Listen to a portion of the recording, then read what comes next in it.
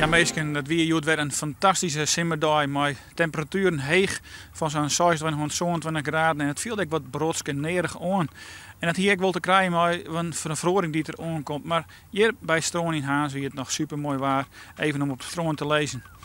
Ja, joenen vannacht krijgen we dan toch wat delslag in de vorm van ruim, bewolking.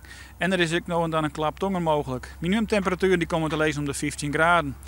En dan dit weekend, ik denk dat we morgen eigenlijk wel spreken kunnen van simmerwaar, want we hebben geregeld zinneschien. Misschien een enkel buiken, maar dat stelt net volle voor. Dus meestentijds bloot het droeg.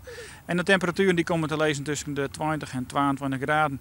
En daarbij hebben we een matige wind uit het noordwesten, zwak tot matig. Dus ja, voor het scootje ziel, morgen zouden we wel wat meer wind komen kunnen. Maar dat komt ook een week wel goed. We beginnen even naar de kaart van Snijn.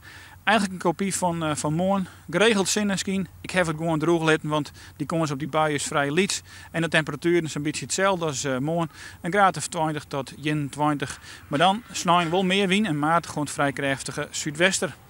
En dan het vooruitzicht voor de komende dagen. Dan hebben we eigenlijk nog een hele aardige dag. Alleen nog de temperatuur het luidt wat lezer.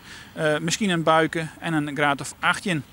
Tijdens invasie worden er wat mindere dagen wat mij belangrijk. Rijwetter, bewolking hebben we dan vooral. Uit en terug eens even een knipperig van de zinnen. En de temperatuur, ja, tijdens die echt nog onder de 20. Maar we zullen wel pogingen van een hege drukgebied om bij waarom te komen. En dat budget dat waanzin. En toen die de temperatuur alweer omheen gaan naar zo'n 22 of 23 graden. Nog een offeltje verder.